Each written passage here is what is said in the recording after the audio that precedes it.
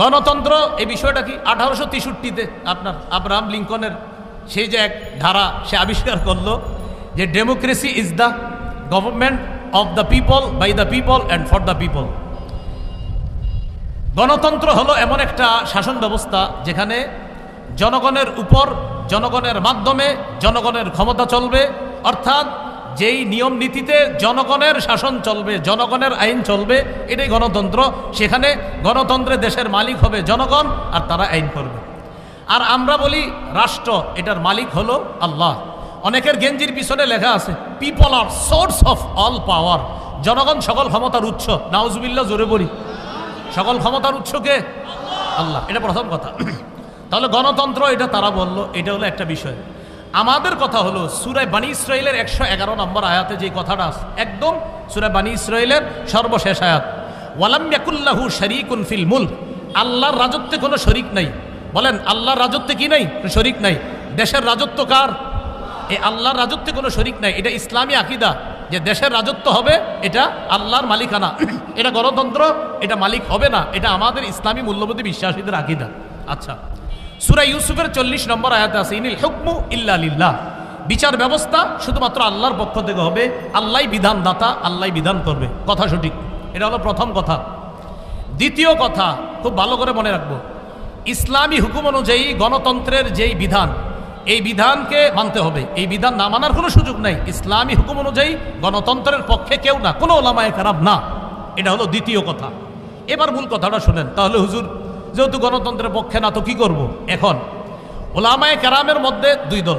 একদল বলেন গণতন্ত্রের বর্তমান পদ্ধতিতে দেশে স্বেচ্ছায় অথবা ইচ্ছায়, ইচ্ছা করে হোক স্বেচ্ছায় হোক, মানুষকে বাধ্য করা হচ্ছে। এই পদ্ধতিতেই মানুষ যেন তাদের ক্ষমতা প্রতিষ্ঠিত করে, মানুষকে বাধ্য করা হচ্ছে।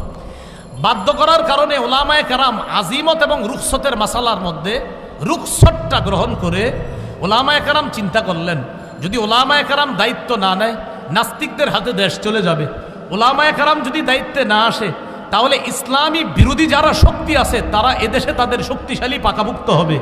তখন ওলামায়ে কেরামের মধ্যে একদল বলেন সুতরাং নাস্তিক্যবাদী শক্তিকে রহিত করার জন্য এই পদ্ধতিতে জনগণের অংশগ্রহণ করা আবশ্যক। এটা একদলের অভিমত। আরেকদল বলেন জায়েজ।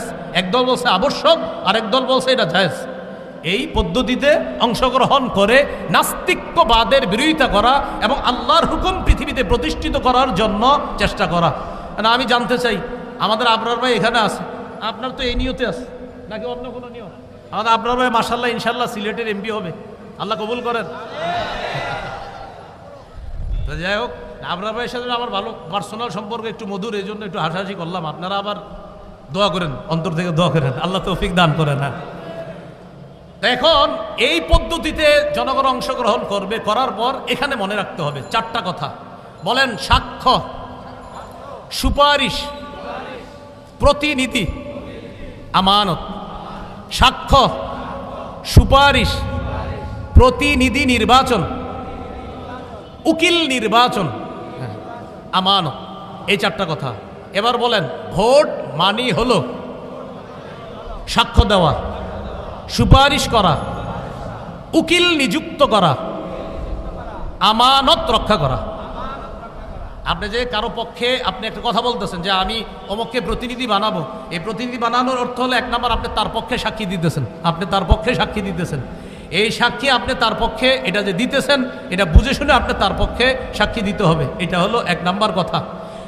তো এই যে দ্বিতীয় নম্বর কথা সুপারিশ করা, সূরা নিসার 85 নম্বর আয়াতে আছে মাইয়াশফা শাফাআতান হাসানা ইয়াকুল্লাহু নসিবুম মিনহা, যে সঠিক ব্যাপারে সুপারিশ করবে, সুন্দর সুপারিশ করবে, এটার সওয়াব সে পাবে। ওমাইয়াশফা শাফাআতান সাইয়্যিআ, আর যে ব্যক্তি খারাপ ব্যাপারে সুপারিশ করবে ইয়াকুল্লাহু কিফলুম মিনহা, সে এটার গুনাহের অংশও পাবে। এবার বুঝেন, একজন আল্লাহওয়ালা ব্যক্তি আর একজন খারাপ ব্যক্তি, একজন তাকওয়াবান মানুষ তাকেও চাইলে আমি নির্বাচন করতে পারি, আর একজন খারাপ মানুষ তাকেও নির্বাচন করতে পারি। এই আল্লাহওয়ালা মানুষকে আমি তার পক্ষে কথা বলা মানে হলো ভালো কাজের সুপারিশ করা, খারাপ মানুষের পক্ষে কথা বলা মানে খারাপ কাজে সুপারিশ করা। খারাপ কাজে যদি সুপারিশ করি কিয়ামতের ময়দানে আল্লাহর কাছে আমাকে দাঁড়াতে হবে। তাহলে এক নাম্বার সাক্ষ্য দেওয়া, আমি সাক্ষ্য দিচ্ছি। দুই নাম্বার আমি সুপারিশ করতেছি। তিন নাম্বার আমি উকিল নিযুক্ত করতেছি, প্রতিনিধি নিযুক্ত করতেছি আমার পক্ষ থেকে। আমরা যাকে দায়িত্বশীল বানাবো তিনি আমাদের পক্ষ থেকে ওকালতি করবে, আমাদের প্রতিনিধিত্ব করবে। 4 নাম্বার আমানত। এটা একটা আমানত। প্রিয় ভাইয়েরা, এই আমানত যেন অপাত্রে না পড়ে। আর মুফতি শফি রহমতুল্লাহ আলাইহি লেখছেন 3টা: সাক্ষ্য, সুপারিশ আর হলো প্রতিনিধিত্বের অথরিটি প্রদান করা। এই 3 ক্ষেত্রে মুসলমান বুঝে শুনে পা বাড়াতে হবে। আমি আপনি আগামীতে এই 3টি বিষয় মাথা রাখবো যে আমি কিন্তু কারো পক্ষে হয়তো সাক্ষী দিতে হবে, আমি কারো পক্ষে সুপারিশ করতে হবে, আমি জনগণের জন্য কাউকে প্রতিনিধি নিযুক্ত করতে হবে। আল্লাহ, আমার সাক্ষ্যটা যেন অন্যায়ের পক্ষে না হয়, আমার সুপারিশ যেন অন্যায়ের পক্ষে না হয়, আমি যাকে প্রতিনিধি বানাবো তিনি যেন কোনো খারাপ মানুষ না হয়। প্রিয় ভাইয়ারা, এই 3টা কথা আরও প্রত্যেকে 10 জনকে জানায়া দিবেন যে আগামীতে 3টা কথা মাথায় রাখবা। আমি যার পক্ষে সুপারিশ করব, আমি যার পক্ষে সুপারিশ করব তিনি ভালো মানুষ হয়, আমি যার পক্ষে সাক্ষ্য দিব তিনি যেন ভালো মানুষ হয়, আমি যাকে প্রতিনিধি বানাবো তিনি যেন ভালো মানুষ হয়। এই কথাটা পরিবারেও আলোচনা করবেন, সারা দেশে আলোচনা করবেন, আরও 10 জনকে জানায়া দিবেন, শোনো তুমি কিন্তু সাক্ষ্য দিচ্ছ, এটা ভালোর পক্ষে দিতে হবে। শোনো তুমি সুপারিশ করতেছো, ভালোর পক্ষে সুপারিশ করতে হবে। শোনো তুমি কিন্তু প্রতিনিধি নির্বাচন করতেছো, এই গরিব মানুষগুলার একজন প্রতিনিধি বানাইতেছো, সাবধান, খারাপ মানুষকে যেন তুমি প্রতিনিধি না বানাও, ভালো মানুষকে তোমার প্রতিনিধি বানাতে হবে। তো মুফতি শফি রহমতুল্লাহ আলাইহি বলছেন 3টা, আর তাফসিরের কিতাব ঘাটাঘাটি করলে পাবেন 4টা: সাক্ষ্য, সুপারিশ, উকিল নিযুক্ত করা আর হলো আমানত। এই 4টি বিষয় সামনের দিকে আমরা রেখে কোরআন সুন্নাহ অনুযায়ী ইনশাআল্লাহ আমাদের পাগুলা যেন সামনে বাড়াতে পারি, ওলামায়ে কেরামের পরামর্শে যেন চলতে পারি। আল্লাহ তৌফিক দান করেন। আজকে এইখানে যারা আছেন এই 4টা ক্ষেত্রে আমরা খেয়ানত করব না, হাত তুলে ওয়াদা করি ইনশাআল্লাহ। রাজি আছেন ইনশাআল্লাহ সকলে?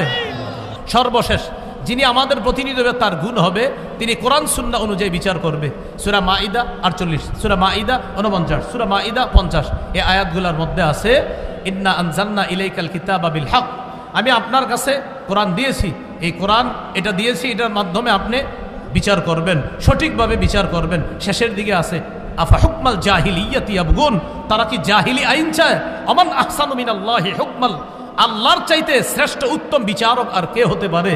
সর্বশেষ যিনি আমাদের প্রতিনিধি হবে তার গুণ হবে তিনি কোরআন সুন্নাহ অনুযায়ী বিচার করবে।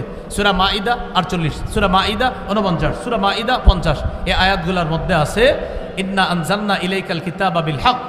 আমি আপনার কাছে কোরআন দিয়েছি, এই কোরআন এটা দিয়েছি, এটার মাধ্যমে আপনি বিচার করবেন, সঠিকভাবে বিচার করবেন। শেষের দিকে আছে আফা হুকমাল জাহিলিয়াতি ইয়াবগুন, তারা কি জাহিলি আইন চায়?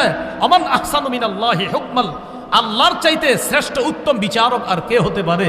এই জন্য আমরা যদি আমাদের বাংলাদেশে আল্লাহর আইন বাস্তবায়ন করতে চাই, আল্লাহর কসম সত্যি বলছি, আমাদের একজন যোগ্য 4 কাজের যোগ্যতা রাখে, 10 গুণে মৌলিক গুণান্বিত এমন কোনো ব্যক্তিকে আমাদের দেশের দায়িত্ব দিতে হবে। তাহলে ইনশাল্লাহ এদেশে সংসদ চলবে কোরআন অনুযায়ী, এদেশের বিভিন্ন পার্লামেন্ট চলবে কোরআন অনুযায়ী। আল্লাহর কসম আমরা স্বপ্ন দেখতেছি যে 90% মুসলমানের দেশ, এটা তো একটা স্বাভাবিক বিষয়। এদেশের সংসদ চলবে কোরআন অনুযায়ী, এদেশের বিচার ব্যবস্থা চলবে কোরআন অনুযায়ী। মানে এটা এমন কোনো কথা না যে হুজুর এটা কোনো কথা না, এটা তো সাধারণ কথা। 90% মুসলমানের দেশ, বলেন কি অনুযায়ী দেশ চলবে? সংসদ কি অনুযায়ী হবে? কোর্ট কি অনুযায়ী হবে? এটা তো একটা স্বাভাবিক বিষয়, মনে থাকবে তো ইনশাল্লাহ।